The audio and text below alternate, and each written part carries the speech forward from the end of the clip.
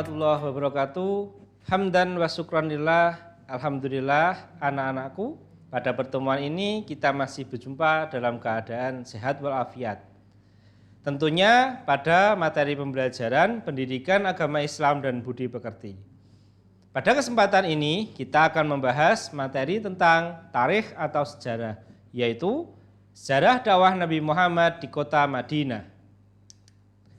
Anak-anakku, pada materi ini ada dua kompetensi dasar yang harus kalian selesaikan atau kalian pahami.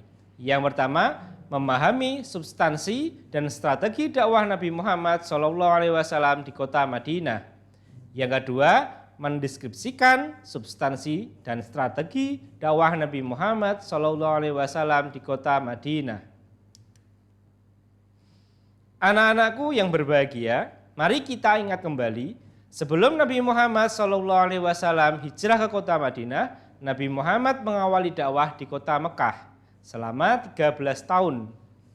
Ketika berdakwah di kota Mekah, Nabi Muhammad banyak mendapat rintangan dan ancaman, bahkan ancaman pembunuhan kepada beliau dan kepada umat muslim. Dengan begitu, Nabi Muhammad memutuskan untuk hijrah ke kota Madinah yang pada saat itu kota Madinah memiliki nama lain yaitu Yasrib.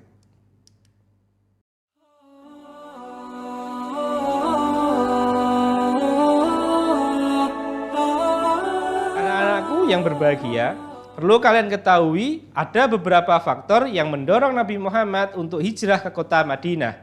Yang pertama, terjalinnya keakraban antara Nabi Muhammad dengan penduduk Madinah dalam perjanjian Aqobah yang terjadi sebanyak 2 kali, yaitu perjanjian Aqobah 1 dan perjanjian Aqobah 2. Pada perjanjian Aqobah 1, Nabi Muhammad menerima 13 penduduk Madinah pada tahun 621 Masehi untuk berikrar memeluk agama Islam.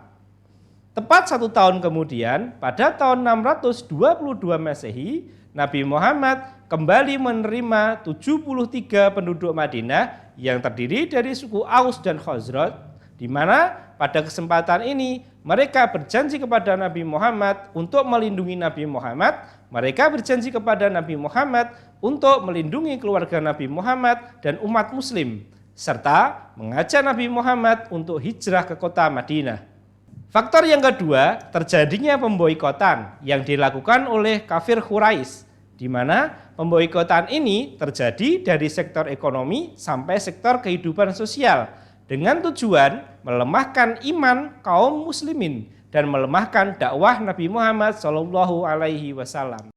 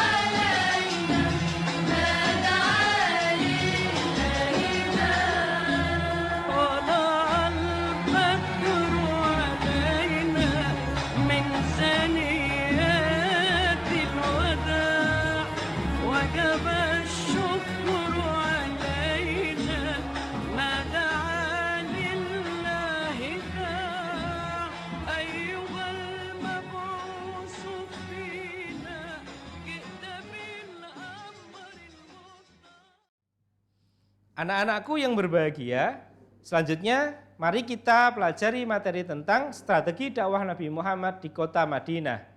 Adapun strategi dakwah Nabi Muhammad di kota Madinah dapat kita identifikasi sebagai berikut. Yang pertama, membangun masjid. Masjid pertama yang dibangun oleh Nabi Muhammad di kota Madinah adalah Masjid Nabawi, di mana masjid ini dibangun bersama-sama seluruh penduduk Madinah bersama Nabi Muhammad. Penggunaan masjid ini bukan hanya sekedar sebagai tempat ibadah, namun juga sebagai pusat kegiatan masyarakat, mulai dari kegiatan ekonomi yang terjadi di sekeliling masjid sampai kegiatan pendidikan di mana Nabi Muhammad SAW bersama sahabat melaksanakan pengkajian ilmu pengetahuan dan ilmu-ilmu syariat Islam.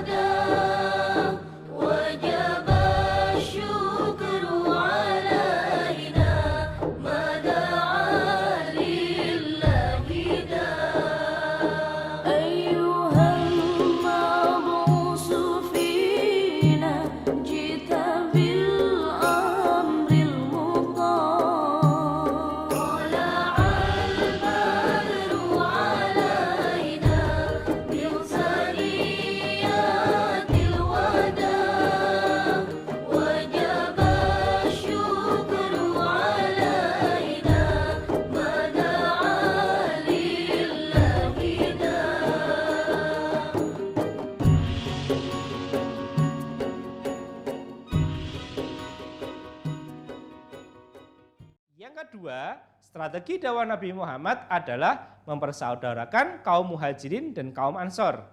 Anak-anakku, yang perlu kalian pahami di sini, kaum muhajirin adalah penduduk asli kota Mekah yang hijrah ke kota Madinah. Kaum ansor adalah penduduk asli kota Madinah. Strategi dasar persaudaraan yang dibangun oleh Rasulullah adalah ukhuwah Islamiyah, yaitu persaudaraan berdasarkan agama Islam, dengan tujuan mengikis ukhuwah qaumiyah, yaitu persaudaraan berdasarkan kesamaan kaum atau suku, dengan tujuan agar kaum muhajirin dan kaum ansor mampu bersatu dan mewujudkan peradaban Islam yang lebih maju. Strategi dakwah Nabi Muhammad di kota Madinah yang ketiga yaitu menginisiasi perjanjian piagam Madinah. Anak-anakku yang berbahagia, perlu kalian pahami bahwa penduduk Madinah bukanlah umat muslim saja. Untuk menjembatani perbedaan, Nabi Muhammad SAW menyusun piagam Madinah. Melalui piagam Madinah ini, Nabi Muhammad SAW berhasil meredam perbedaan yang ada di tengah masyarakat dan sekaligus mewujudkan persatuan masyarakat Madinah berdasarkan kecintaan kepada tanah air atau negara. Strategi yang keempat, dakwah Rasulullah di kota Madinah adalah menggalang kekuatan untuk mempertahankan agama dan negara. Meskipun dakwah Islam yang dilakukan oleh Nabi Muhammad dengan cara yang lemah lembut dan tidak ada paksaan di dalamnya, la ikraha fiddin, ternyata usaha tersebut masih mendapat ancaman dan pertentangan dari golongan-golongan yang tidak menginginkan dakwah Islam berkembang. Salah satunya seperti yang dilakukan oleh kaum Yahudi Madinah yang bersekutu dengan kaum kafir Quraisy untuk memerangi Nabi Muhammad. Dengan semakin gencarnya ancaman dan perlawanan yang berasal dari kelompok yang tidak menginginkan Islam berkembang, Nabi Muhammad SAW menggalang kekuatan untuk menjaga kedamaian Madinah dan menjaga agama Islam. Sehingga pecahlah peperangan yang diantaranya perang Badar, perang Uhud, perang Khandaq, dan masih ada perang yang lain. Anak-anakku yang perlu kalian pahami di sini, perang yang terjadi bukanlah usaha Nabi Muhammad untuk memaksakan agama Islam, namun usaha Nabi Muhammad untuk menjaga negara dan kedamaian kota Madinah serta menjaga agama Islam. Anak-anakku yang berbahagia, selanjutnya kita akan membahas materi tentang substansi dakwah Rasulullah di kota Madinah. Adapun substansi dakwah Madinah dapat kita klasifikasikan sebagai berikut. Yang pertama, al-ukhuwah atau persaudaraan. Yang kedua, al-musawwamah atau persamaan. Yang ketiga, at-tasamuh atau toleransi. Yang keempat, at-tasyawur atau musyawarah. Yang kelima, at-ta'awun atau tolong menolong. Yang keenam, al-adalah atau keadilan.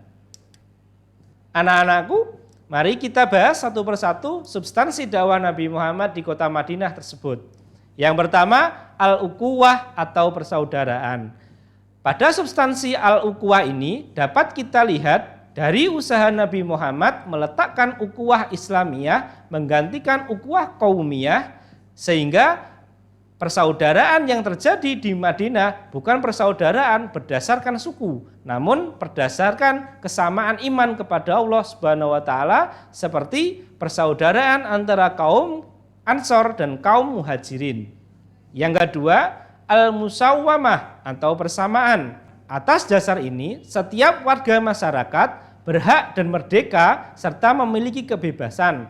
Dengan dasar ini, Rasulullah SAW menganjurkan kepada sahabat untuk membebaskan hamba sahaya yang dimiliki oleh para bangsawan-bangsawan Quraisy. Yang ketiga, at-tasamuh atau toleransi.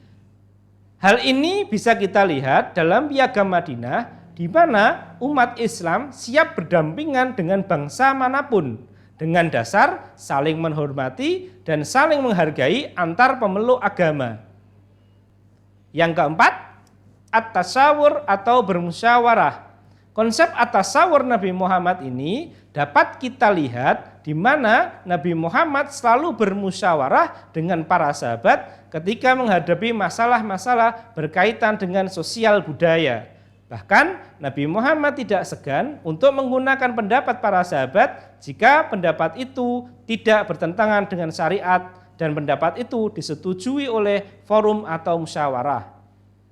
Yang kelima, at-ta'awun atau tolong menolong.